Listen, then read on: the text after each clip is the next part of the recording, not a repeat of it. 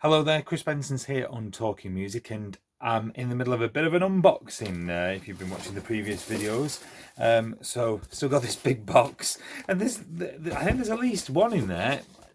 I think there's two. I think there's two records. One, two. Oh my goodness, there's three. There's three. Oh, we're gonna be here till Christmas. It is the Snuts. Right, I can't say I've heard of them. The Snuts, WL. And you know what? The interesting thing is, this will be absolutely new to me because it's just, and I love discovering artists that I haven't listened to before. So this is the Snuts, and this is an album from 2021. So, this is where you go, is it an English band? Is it an American? Absolutely no idea. But I guess I'll find out, and then I'll be able to review it properly during this video, and I'll give you my honest opinion. So I'm just going to cut into the corner there like that, like so. So we've had Neil Diamond, Jack Savaretti, and also we've had Travis as well. There's plenty of listening material this week, isn't there? For Talking Music, there really is. I finally got into it now. There you go. So you have to be so careful with these records, don't you? You have to be so careful. But this is the Snuts. So the thing is, if you haven't listened to them, the sleeve doesn't give much away either. That's my first kind of observation. It's a very plain back, and for example, look, that's literally the track listings there, very on a black background, and then the picture on the front, presumably the band in the distance there. But again, I will report back. So there is. It's just an open up one. Oh, look at that! And it's got it's kind of like a graffiti-esque cover with doodles over the top of the lyrics. There's a dollar bill, perhaps American, but I'll show you the record. There you go. So that's WL. So what does it sound like?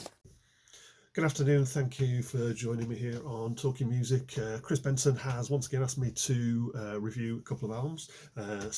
First off, we are going to take a look at an album which we'll get called WL by a group called the Snuts. Now, wasn't a name familiar to me, but looking at the sleeve and the track titles, as you can see, it gave me no idea at all what to expect. Wasn't a great deal there. So initially I turned to Alexa, was busy, was impressed with what I heard. It was indie rock sort of style that was similar in bands like the Kooks and the Coral to me. However, when I sat down to listen to the album properly, I read of the band being influenced by the Arctic Monkeys and the Libertines. Now, I have to say, both of these bands are not ones that I particularly rate and particularly fans of their back catalogues. But I wouldn't compare them with the Snuts from what I know of their back catalogues. It should be commented as well, the Libertines and the Snuts went out together on the road back in 2020.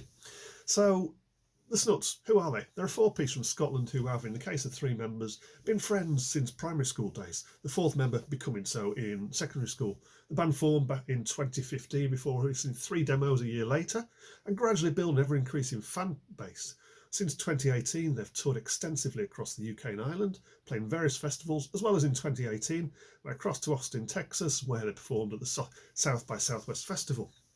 The band released a mixtape EP in March of 2020, which went to number 14 on the UK album chart. It was number 1 on the vinyl chart. WL, their first album proper, what we're going to talk about here, was originally released in April of 2020, and the album again entered the UK album chart at number 1. I guess that shows how up to date I am with current music, if I didn't realise that it was number 1. So, the album itself, it features 13 tracks, 8 of which have previously been released as singles, just as I commented, between 2019 and 21, and is just over 45 minutes long. Just like John Peel famously said, and this one fades in quietly, with the album opener Top Deck being a simple ballad-like song, featuring lead singer Jack Cochran playing guitar, with a haunting, simple accompaniment in the background of a cello. Next track for me is one of the strongest on the album, with Always, having a guitar riff running through the song that it just gets into your head and it leaves you feeling like you've heard it previously. It's a much more rocky sound that you can imagine bouncing up and down to, either from hearing it performed live or when the DJ in the clubs drop it. Track 3, Juan Belamonte, has a similar refrain to the previous track with a reoccurring bass line and every few notes what sounds like a clap. Another track that will be fabulous when performed live. Next comes All Your Friends, the first proper single to come off the album. Originally released in May 19, sounding very similar to the choral in style, with a thumping bass line underneath the vocals in the verse before the chorus brings the song fully to life as all the band kick in.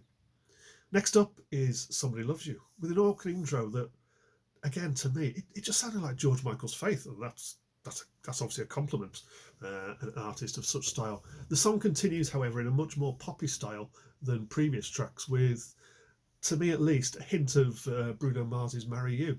However, don't let either of the references fool you. It's a great pop record which stands up on its own. Next up is the first track to be released in 2016 as a demo, Glasgow.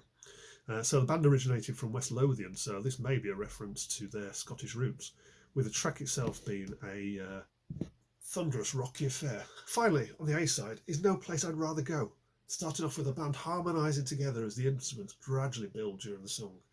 It doesn't get rockier, it remains melodic with a vocal refrain intermittently appearing that you can imagine the band having sung back at them.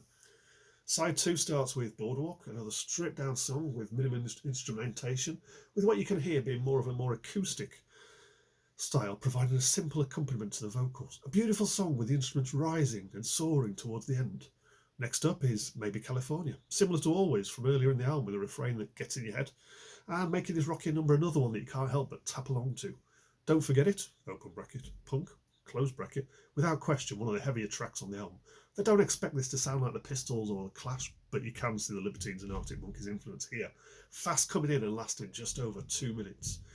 On to Coffee and Cigarettes, which keeps the influences of the previous track going, with another of the rockier numbers on the album. Simple lyrics, tighter guitars, and drums, with the use of a vocoder over the title of the track throughout.